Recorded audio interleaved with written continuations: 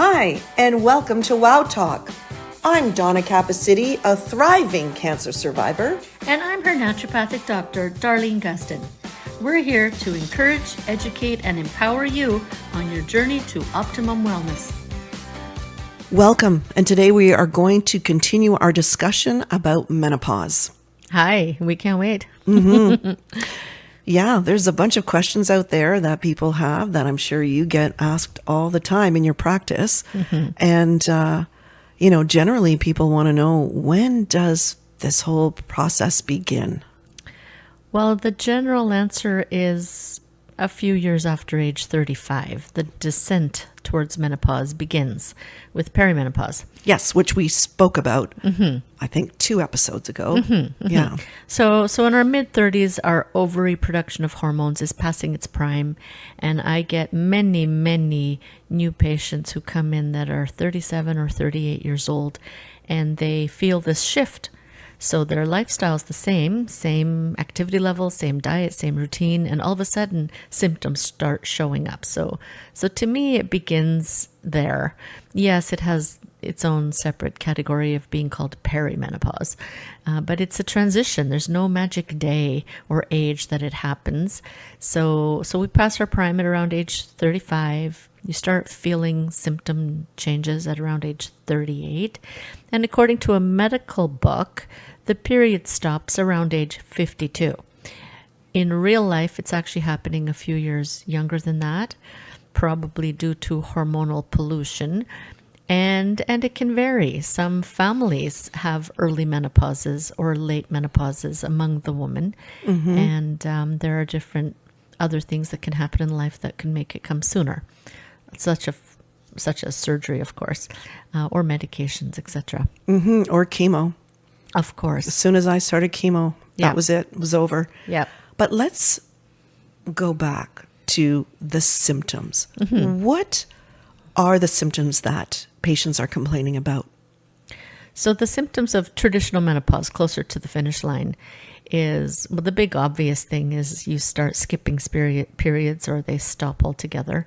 And hot flashes is very high on the list. So that's near the end as well, not just in the beginning? Yeah, more so towards the end. Okay. The first hormone that usually drops is progesterone. And then later, after your mid-40s, estrogen drops too. And then they can kind of fluctuate and get imbalanced. You can have a few months of feeling like this and then a few months of feeling like that. Sleep disturbances, poor memory, vaginal dryness, no libido.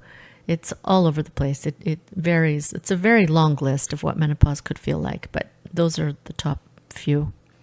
Okay, so how do you help your patients deal with these symptoms? So the primary focus in my treatment plan is adrenal support. So as the ovaries decline in their production of hormones, the adrenal glands, your stress glands, are plan B. And so to basically work on stress management helps maximize your ability to make your own hormones, but just somewhere else. Yeah. And the other big part of the treatment plan is, of course, nutrition. So if you got away with burning the candle at both ends at a younger age, that's no longer true. And just the basic things that I would tell you at any gender and any age. Are you sleeping? Do you get enough protein? Do you get sunshine? Those affect hormones. Are you using electronics at night? So our hormones are like an orchestra that plays a different song every hour of the day. So if you want to balance your hormones, you just have to get healthier. Okay, so how do we begin that process of getting healthier? Well, usually the first step is an assessment. Okay. And the frustrating part, especially for someone who's younger than age 45, would be that traditional blood work with your medical doctor usually comes back normal, and they are hesitant to even test them. And there are private labs that will measure in a more sensitive way through saliva, where you're only reflecting bioavailable hormones that are open for business. Or you can get a more thorough map of hormones in the Dutch test, the dried urine test. So sometimes we test, but you could still fall through the cracks. And the way that happens is that the definition of normal when you test for a hormone can be very wide.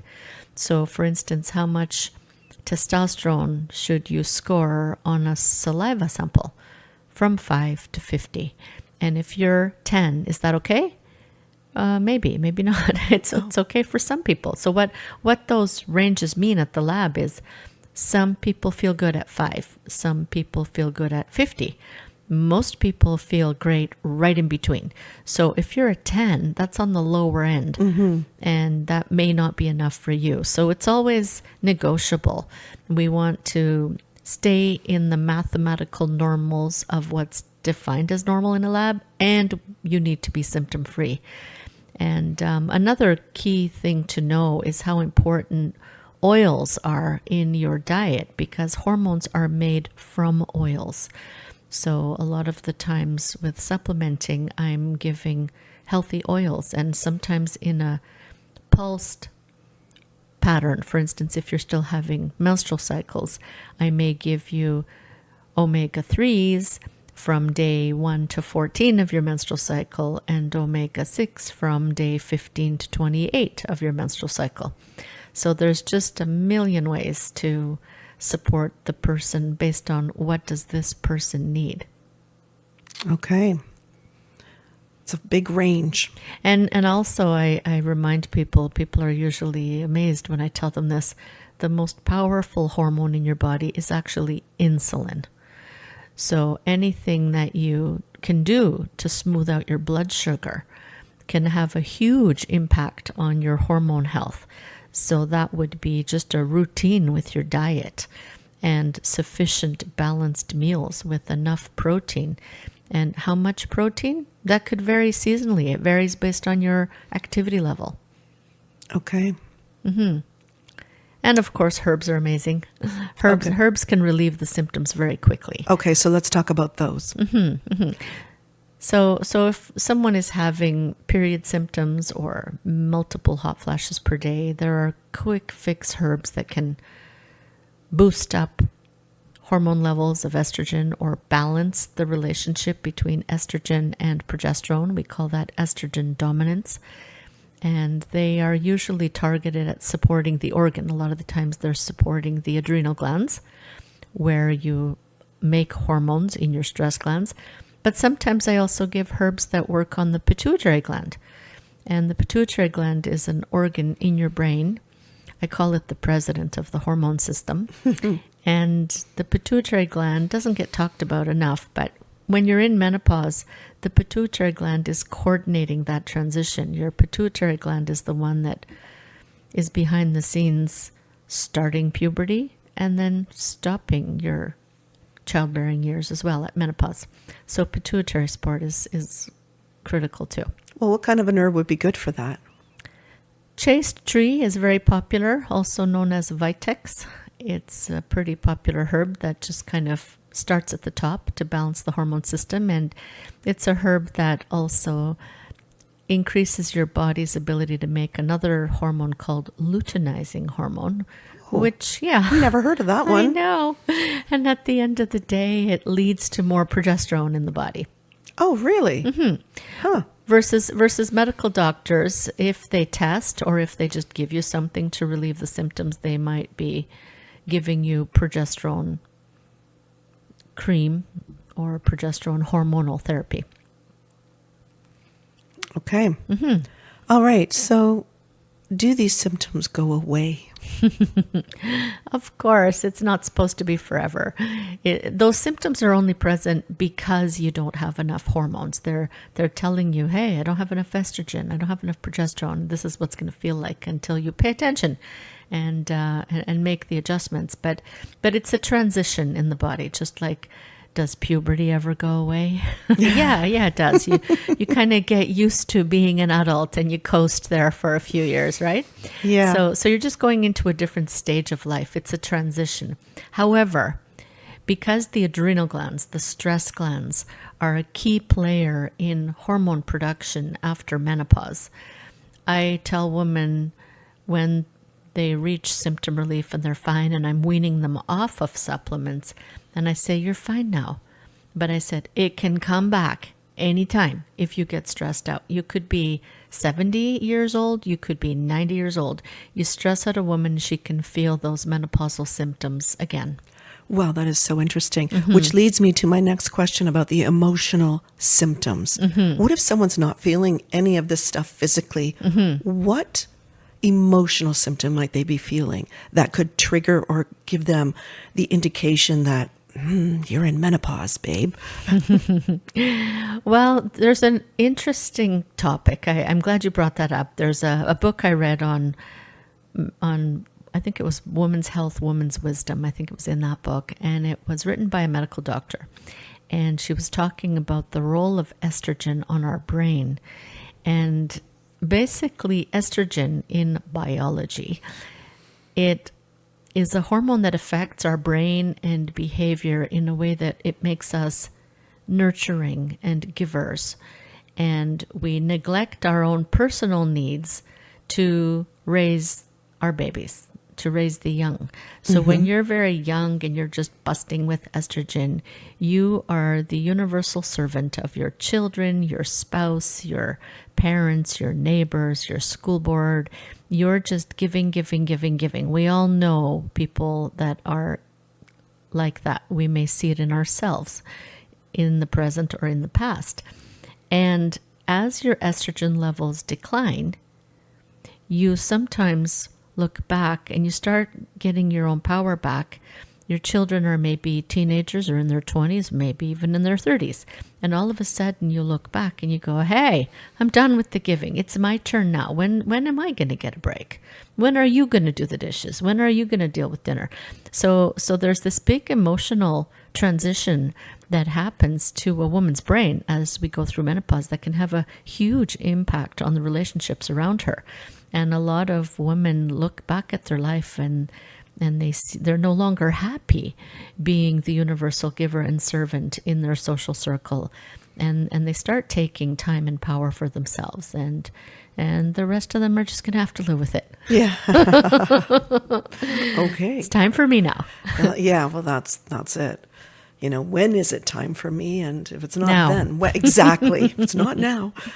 Anything else? I want to touch on male menopause, but then I'm thinking, is that a whole episode in and of itself? Yes, of course it is. And Okay. guys, you're not immune to this. It doesn't happen to just women. Exactly. You get to pass your prime too. And we'll talk about that again. Yes, absolutely we will.